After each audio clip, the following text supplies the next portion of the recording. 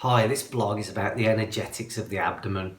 So it's really difficult to overemphasize the importance of the abdomen and the organs within it. So I know that sounds a bit strange because obviously every organ in the body and every function of the body is important. It's just that there's so many functions of the abdomen that affect us on a daily basis and affect our state of mind and our feelings, that it's really useful to learn a little bit about them so you can kind of improve your health moving forwards. So the first thing we're going to look at is the effects of stress. So when you get stressed, we get a reflex pattern in the body that creates tension through the abdomen.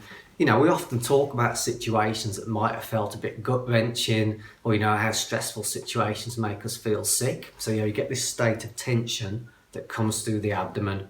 And what that does, in particular, it affects your digestion. So peristalsis is the movement through your intestines of your food and fecal matter. And if you think that you're holding a massive amount of tension all of a sudden in the abdomen, it affects the flow of peristalsis through the abdomen. So you might end up with different situations around constipation and different other bowel disorders that go on. And the other thing that you get when you get stressed is that the level of adrenaline in the body will go up. And as the level of adrenaline goes up, the actual digestive secretions go down. So you've got this double whammy on the digestion of your peristalsis being effective, plus your digestive secretions going down. The second thing to think about is that when this area of the body is really tight, it's also just very difficult to feel good. So I often sit and observe when I'm meditating, and sometimes if I'm particularly stressed, which does happen just like anyone else, after about 10 minutes or so, I often notice that my belly starts to relax, that my entire abdominal area starts to relax. And I notice how that changes my entire state of perception, the entire feel of how I feel inside. And it's another one of these really vivid examples that sometimes we just don't feel good. It can be really tempting to go out and fiddle around with lots of different areas of your life. And sometimes that feeling that you experience within is as a direct result of tension that's sitting in the body. So we're sitting and meditating, I'll find this area of my body releases, and I get this much kind of warmer and softer feeling where I feel much more at ease. Which brings us on to the next point of actually how the gut, the small intestine, and the heart are connected together. So in Chinese medicine, we actually treat the small intestine and the heart as a pairing. And obviously in Western medicine, we think of them very much more as distinctive organs that are separate. But when you're actually developing from an embryo, the small intestine and the heart actually come from the same layer of tissue. And we in Chinese medicine still perceive that connection continues on, even after you're fully formed. So often when we talk about our gut instinct, it might not necessarily just be your gut that has the instinct around a situation, but it's the heart and the gut is listening to it, because the two kind of energetically talk to each other. So when your heart feels comfortable somewhere, good gut instinct, the gut will relax. And then when your heart feels uncomfortable somewhere, you can often again get this contraction through the belly. On another more subtle level, but also similarly important, we've also got the relationship of the abdomen, with the umbilicus through to this original connection with your mother. So there's also this kind of connection with the abdomen to your sense of feeling safe and secure. So obviously at one time you were directly plugged into, if you like, your mother. So when this area of the body is relaxed, you tend to get this sense of feeling centered and content because you're connected back to this sense of ease, this sense of connection back to mother.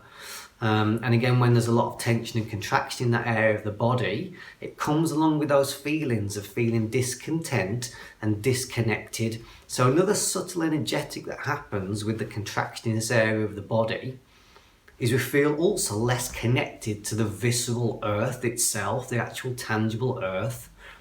Different chakras, different energy centers on the body connect us to different parts of our experience, and the ones down there in the abdomen connect us to the ground. So an influence of that might be that within your reality, when there's tension there, you become much more thought driven.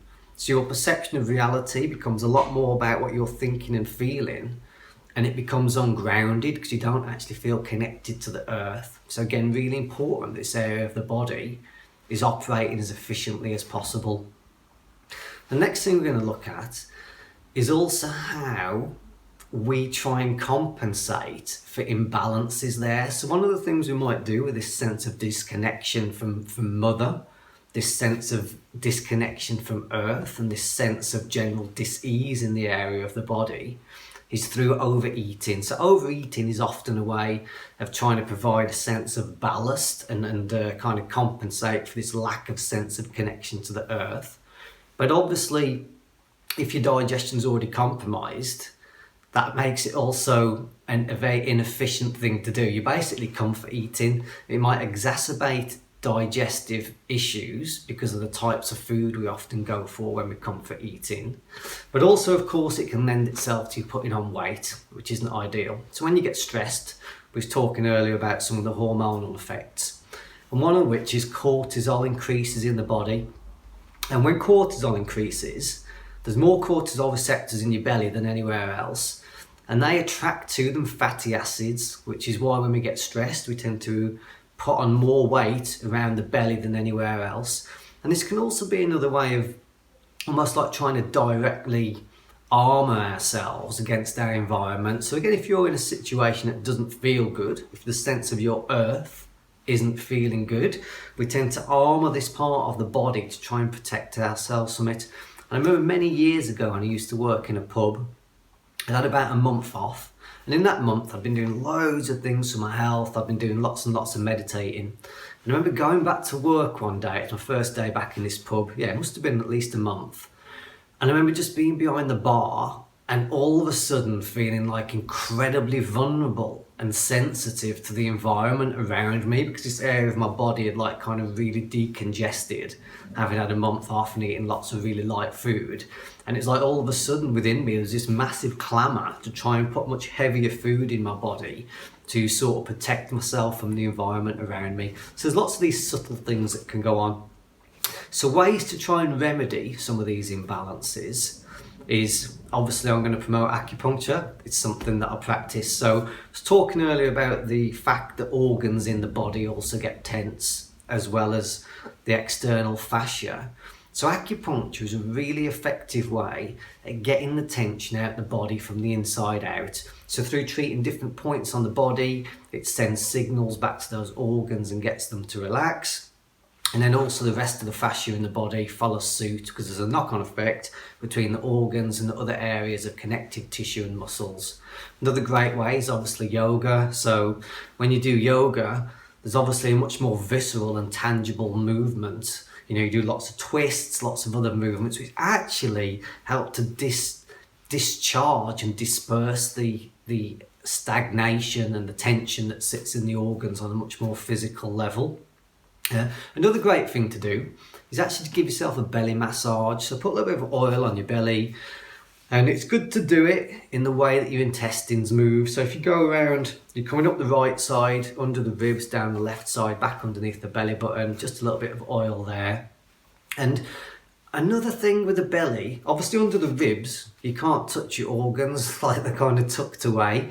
So it's a really good way of actually getting to know yourself on a kind of body-mind level, because you might find when you're actually giving yourself a massage there and just following your own body's instinct and intuition, you know, you might naturally feel like staying in particular places and working particular places a little bit longer and noticing the effect it has. So there's many healing systems out there which work directly with abdominal massage because it's such an important part of the body.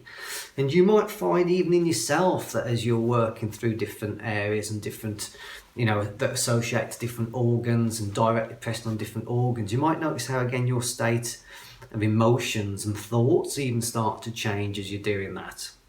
Another good thing to do is to get out and walk directly on the earth. So there's a lot of very discordant electromagnetic energy which sits in like urbanized environments. You know, it's not like you're walking on earth that's natural and has got the same natural frequency. So when you get out into nature and walk directly on earth, on a subtle level, the body's energy body, an electromagnetic field, finds it a lot easier to walk on the earth. So that's almost like a way of reconnecting back to this sense of earth and mother that really allows the body to relax. Okay, there you go. Hope you found that useful. Thanks a lot.